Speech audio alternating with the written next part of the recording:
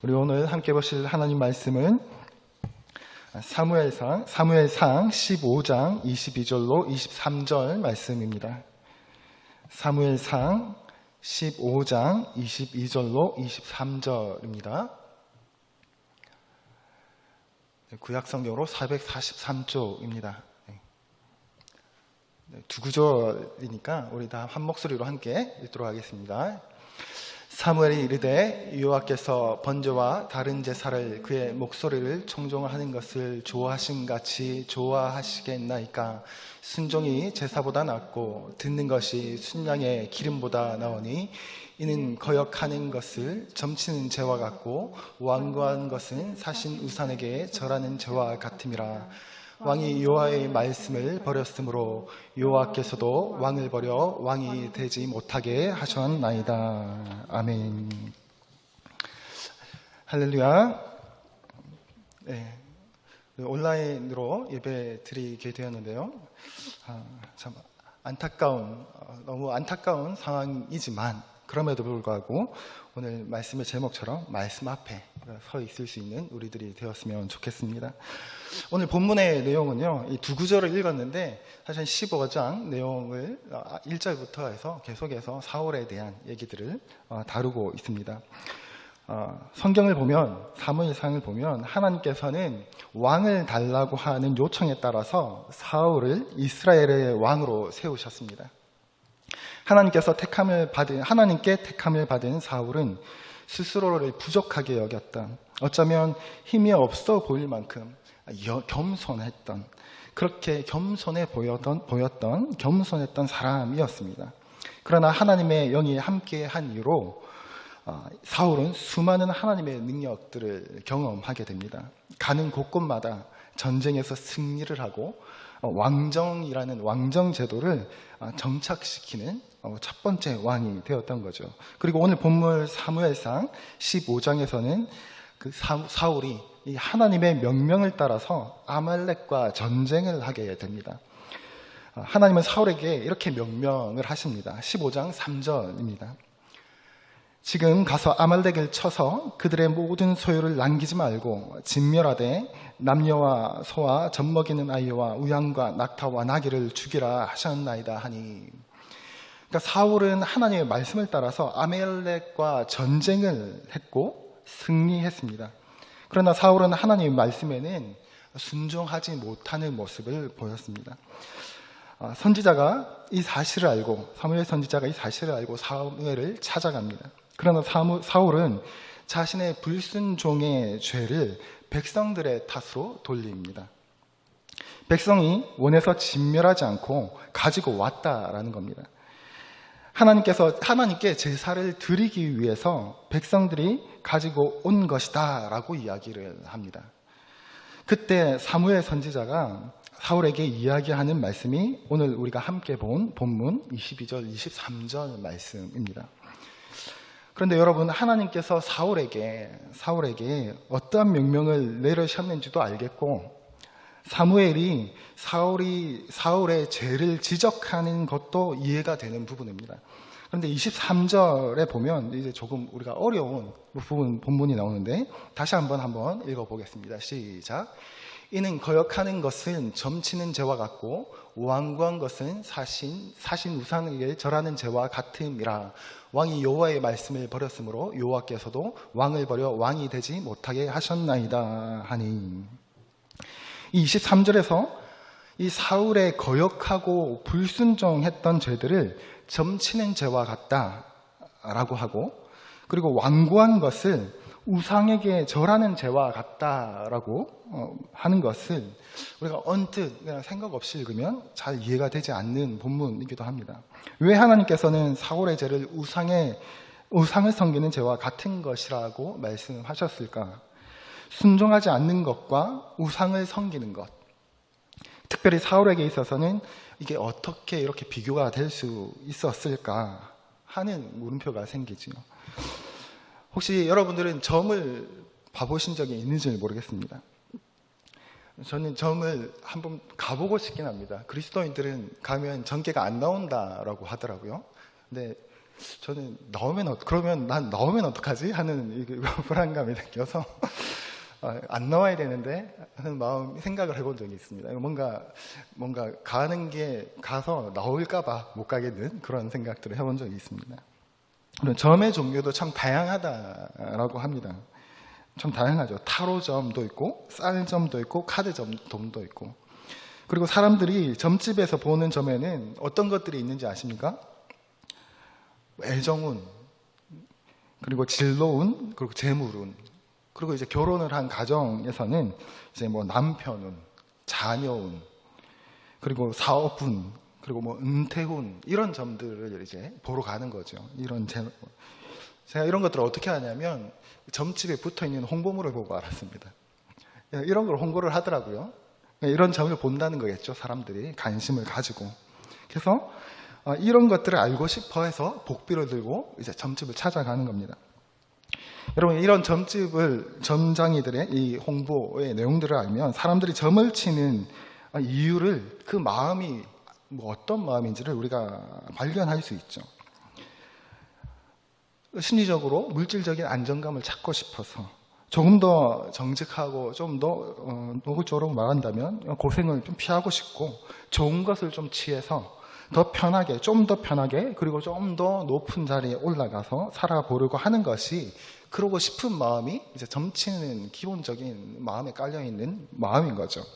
더 좋은 아내, 심지어 더 좋은 남편, 배우자까지도, 더 좋은 자녀를 만들어내고 싶은 마음, 좀 더 좋은 직장에 가고 싶고, 더 좋은 집에 살고 싶고, 좀 더 좋게 자녀들을 키우고 싶고, 그래서 이 세상이 좋다고 하는 것들을 얻고자 하는 것이 점을 치는 사람들의 마음이고 목적이죠. 점의 목적이죠. 존재 이유인 거죠. 그래, 아마도 근데 점을 치러 가는 사람들 중에는 알고 싶은 마음에 가지만 타로점을 본다, 쌀점을 본다 하는 그 마음에 진심으로 그 타로 신을 믿는 사람은 없을 겁니다. 이 타로 속에 있는 그 신을 섬기거나 혹은 쌀 알에 들어있는 그 쌀벌레 신을 섬기는 사람들은 거의 없을 겁니다. 혹은 주로 점치는 그 아주버들 속에 있는 처녀귀신, 처녀귀신을 믿어서 정말 그 처녀귀신을 숭배해서 점심을 찾아가는 사람들은 없을 겁니다. 일반적으로 우상을 섬기는 이유가 무엇입니까? 점치는 이유와 동일한 거죠. 우상을 섬기는 것. 귀신이라는 그 초월적인 힘을 위해서 그것을 통해서 내 인생을 좀 더 잘 보겠다는, 잘 살고 싶다는 그 마음, 그 욕망, 그 욕심이 바로 점치는 이유이기도 하고 우상 숭배를 하는 이유이기도 하다라는 겁니다. 어떤 사람들은 우상을 섬기는 종교 행위들을 그 마음의 평안을 얻기 위해서다라고 말하는 사람들도 있습니다. 또 어떤 사람들은 잃어버렸던 자아를 찾기 위해서다. 아주 고상하게 이제 고행과 명상을 하면서 이런 이유들을 표현하는 사람들도 있죠. 평안을 구하기도 하고 자아를 찾는 것, 그러니까 이 모든 것들도 한마디로 표현하면 자기의 유익을 구하는 거죠. 나를 위한. 그것이 우상을 섬기는 이유이고 점을 치러 가는 이유다라는 겁니다. 당시에 성경이 말하는 이방 민족들은 우상을 섬기는 이유가 더욱더 명확했습니다. 풍요로운 수확, 많은 자손, 그리고 넓은 영토를 위해서 그들은 이방 신들을 섬겼습니다. 그리고 이것을 얻기 위해서라면 아무리 더러운 일들도, 아무리 인간으로서 할 수 없는 그런 추한 일들까지도 눈 하나 깜짝하지 않고 할 수 있었던 것이 당시 이방인들의 우상 숭배였다라는 것을 우리는 성경을 보면서 알 수 있습니다. 따라서 점을 치는 이유는, 그리고 우상을 섬기는 이유는 한마디로 나의 이익을 위해서라고 말할 수 있는 것이죠.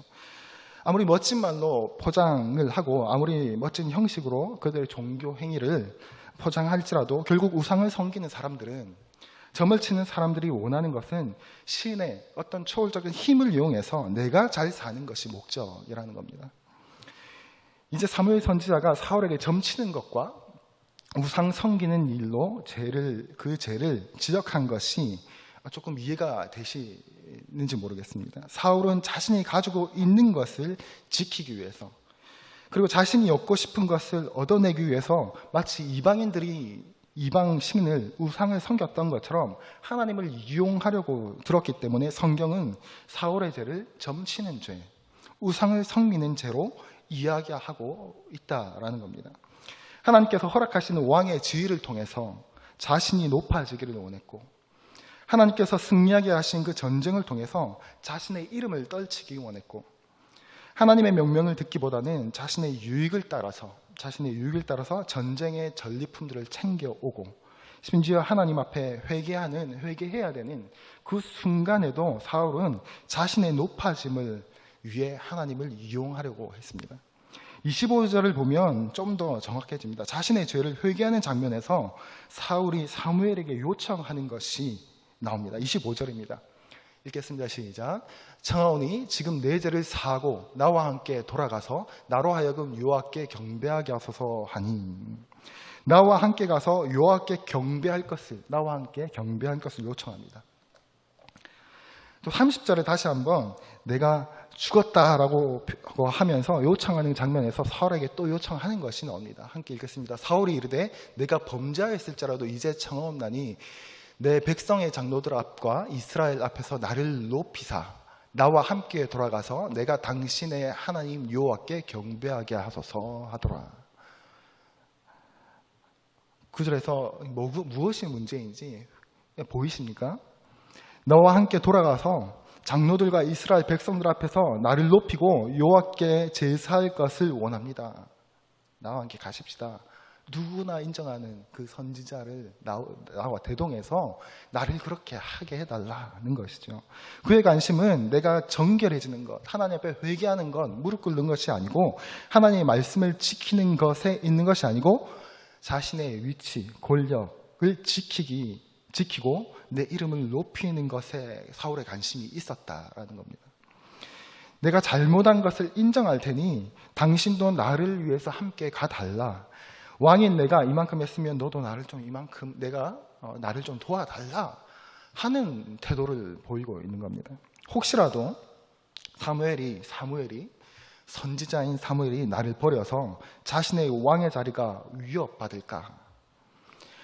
혹시라도 하나님께서 나를 버리셨다는 말이 장로들과 백성들에게 퍼져서 자신의 위치가 약화될까 봐 두려웠던 사울은 마지막 순간에까지 하나님 앞에서 가지고 있는 그 마지막 기회, 회개의 기회까지 진정한 회개를 한 것이 아니라, 회개의 시간으로 삼은 것이 아니라, 오히려 회개를 해야 할 자리에서조차 자신의 자리를 지키기 위해서 걱정하는 모습들을 보게 됩니다. 여러분, 사울이 왕이 되었던 이유가 무엇이었습니까? 사울의 왕을 놓고 나는 하나님의 백성들을 이끌어가는 지도자가 되겠어 하면서 어릴 때부터 꿈꾸고 기도해서 왕이 되었습니까? 사울이 왕의 교육을 모세처럼 어린 시절에 그 왕이 될 자질을 교육받고 착실하게 왕이 되기 위한 준비를 해서 왕이 되었습니까? 혹시 사울이 다른 생각하지 않고 어려서부터 예수님 잘 믿고 교회 잘 섬기고 경비 열심히 했더니 하나님께서 복을 주신 겁니까? 아니면 이스라엘 백성들이 사람들이 보기에 그럴듯한 능력들을 가지고 있어서 우리 왕으로 하면 좋겠다라는 그런 어떤 빼어난 매력 때문에 왕이 되었습니까? 아니지요. 17절입니다. 17절입니다. 사무엘이 이르되 왕이 스스로 작게 여길 그때 이스라엘 지파의 머리가 되지 아니하셨나이까? 여호와께서 왕에게 기름을 부어 이스라엘 왕을 삼으시고 라고 기록합니다. 사울이 스스로를 작게 여길 그때 이스라엘 지파의 머리가 되시지 아니하였나이까? 그때 하나님께서 기름을 부으셨다라는 겁니다. 스스로 작게 여길 그때. 그마저도 하나님께서 이스라엘 백성의 요청에 따라 허락하신 일이지, 하나님께서 기뻐하시면서 이스라엘에게 또 베풀어 두신 그것도 왕정 제도도 아니었었죠. 사울 역시도 이 모든 것들을 알고 있었습니다. 하나님께서 이스라엘에게 왕을 주신 이야기를 알고 있었고 그 모든 과정들을 같이 이스라엘 민족으로서 다 알고 있었을 겁니다. 왕을 세우셨던 것이 하나님께서 진정으로 원하셨던 방향이 아니라는 것도 알았을 것이고, 그렇기 때문에 오히려 하나님 앞에서 스스로 조심해야 하는 것이 사울의 모습, 사울의 태도였을 텐데, 사울은 스스로 작게 여길 때의 마음을 모두 잃어버린 채 그 모든 것을 자신의 것으로 여기기 시작했고, 그 모든 것을 지키기 위해서 하나님조차도 이용하려고 했습니다. 마치 이스라엘의 장로들이 전쟁의 승리를 위해서 법궤를 가지고 하나님을 이용했던 것처럼 똑같은 죄를 사울이 불순종의 이름 안에서 범하는 것이 사무엘상 15장의 이야기입니다. 멸류관교회 성도 여러분, 혹시 우리도 사울과 같은 죄를 범하고 있지는 혹시 않으십니까? 우리가 드리는 이 예배가 점치는 것과 같은 그 형식이 다르고 점치는 사람이 다를 뿐, 우리의 마음, 삶에 일어나는 모든 일들을 우상을 섬기는 사람들이 이야기하는 그 길흉하복을 내 마음대로 좀 다뤄보기 위해서, 그런 마음으로, 그런 점치는 마음으로 우상을 섬기듯 예배의 자리로 혹시 나가고 있지는 않으십니까? 사무엘서를 묵상하면 묵상할수록 사무엘서가 주는 메시지는 아주 간결하고 심플하다는 생각을 하게 됩니다. 하나님을 이용하려 들지 말라라는 겁니다. 너희의 인생은 하나님 것이다 라고 말씀해 주는 것이죠. 전쟁도 하나님 것이다. 내가 내 말을, 하나님 말을 청종해라. 그래서 내가 일하는 것, 너는 내 말을 듣고 그냥 쫓아라. 그러면 내가 일하는 것을 보게 될 것이다. 너는 보기만 해라. 듣고 쫓고 보기만 해라. 내가 원하는 것을 하려고 하지 말고 내 앞에 서 있기만 해라. 내 말을 듣기만 해라. 이것이 바로 사무엘서가 주는 교훈이라는 것이죠. 말씀을 들어 무언가를 얻어내기 위해서 어떤 것을 기대하면서 말씀을 듣는 것이 아니라 심플하게 그 듣는 것 자체가, 하나님 말씀 앞에 있는 것 자체가 하나님께서 우리에게 원하시는 것이다 라는 겁니다. 무언가를 얻어내는 것이 아니라, 우상을 섬김을 통해서 자신의 이익을 추구하는 것이 아니라 말씀 대신 하나님 앞에서 서 있는 것이 우리가 해야 할 일이다라는 것입니다. 주님 앞에서 계속 듣고 하나님 말씀 앞에 서 있는 것, 이렇게 예배에 빠지지 않고 잘 들으면 내가 예배에 빠지지 않고 나가면 이렇게 되겠지라는 생각을 가지고 예배에 나오는 것이 아니라, 그 말씀 자체, 그 말씀 앞에 서 있기 위하여, 내가 내 인생이 하나님의 말씀 앞에 서 있기 위하여, 그것 자체가 목적이고 이유가 되어지기를 우리에게 말씀하고 있다라는 거죠. 어떤 상황에서도 흔들림 없이 하나님의 말씀 앞에 서는 것, 서 있는 것, 그 말씀을 청종하는 것, 그것이 하나님께서 우리에게 원하시는 모습이고, 듣고 또 그것을 들어서 나도 모르는 사이에 하나님의 그 영이 내 안에 들어와서 그 말씀이 내 속에서 역사하시고, 나도 모르는 사이에 그 말씀이 내 안에서 나를 하나님 앞에서 성장시키고 하나님께로 이끌어가는 것.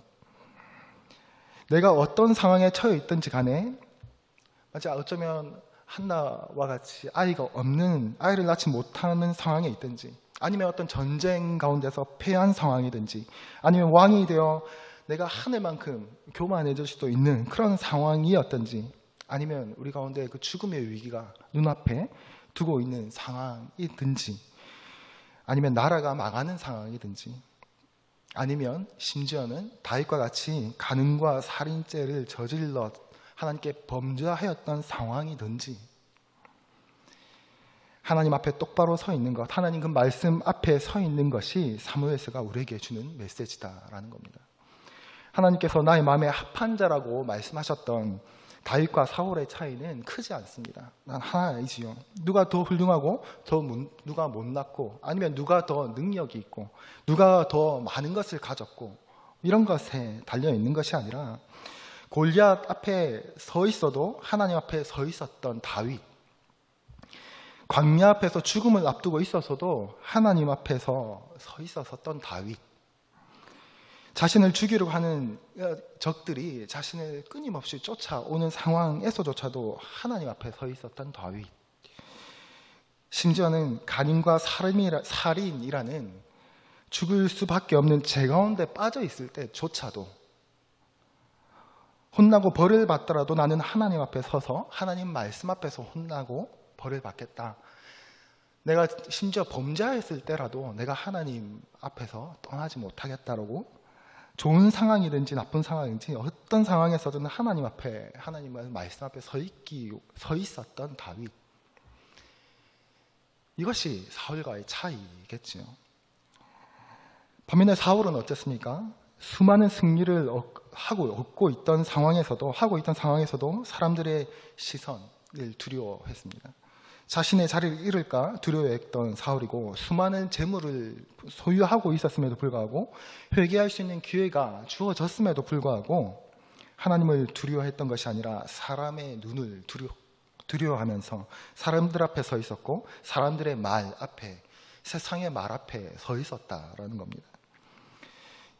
결국 하나님 앞에 있던 하나님의 사람들, 하나님을 이용하려 했던 이스라엘의 또 다른 백성들, 하나님을 이용하려 했던 사울, 그리고 다시 하나님 앞에 서 있던 다윗을 통해서 어떤 상황에서도 내 말을 들을 수 있는 믿음이 있느냐라는 제안을 우리에게 던지고 있다라는 거죠.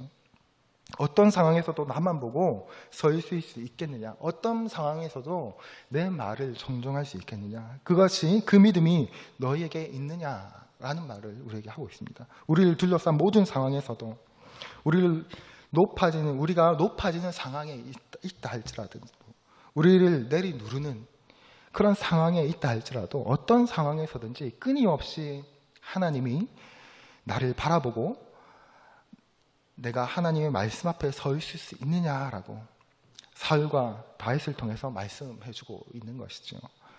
성경이 이 말씀을 통해서 우리에게 신앙의 매우 근본적인 도전을 하고 있다라고 할 수 있습니다.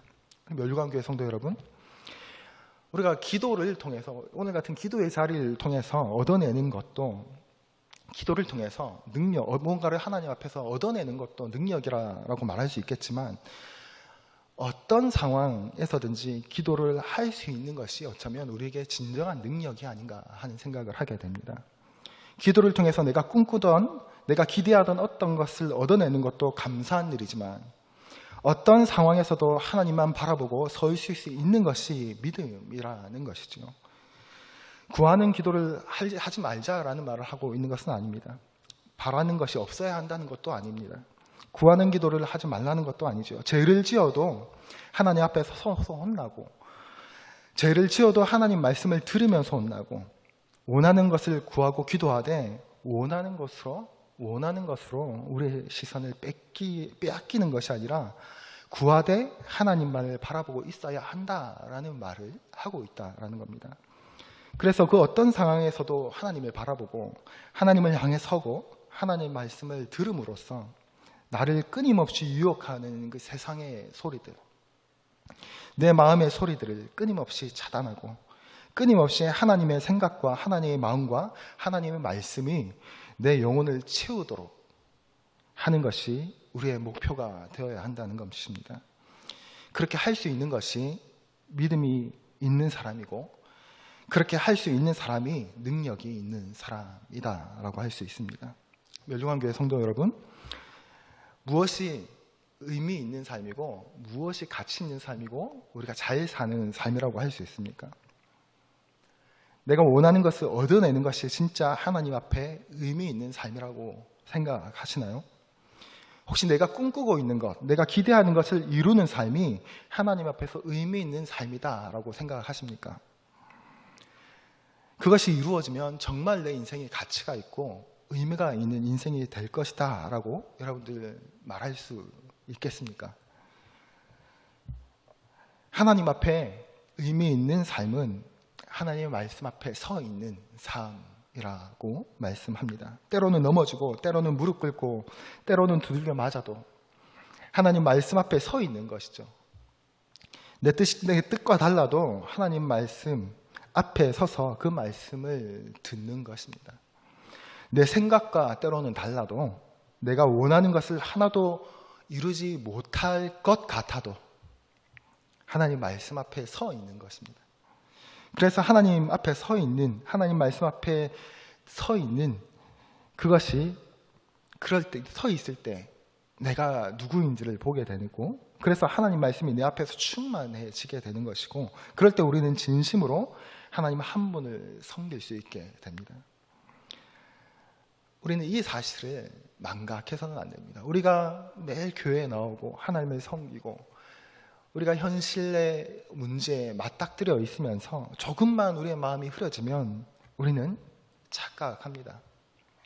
사울이 완전히 망각하고 잃어버려서 하나님을 놓쳐버린 것처럼 우리는 그것이 사울만의 문제가 아니라 우리가 가진 연약함이고 한계다라는 것을 우리는 잊지 말아야 할 것입니다. 우리가 해야 할 것은 오직 한 가지입니다. 하나님의 말씀 앞에 서 있는 것이고 하나님의 말씀 앞에 순종으로 반응하는 것입니다. 몸부림으로 반응하는 것입니다. 우리가 이 사실을 잊지 말고 항상 하나님의 말씀 앞에 몸부림침으로 이 기도의 자리에 우리가 함께 기도하며 몸부림치고 중보하며 몸부림치는 우리 멸광교회 성도님들 다 되시기를 주님의 이름으로 축복합니다.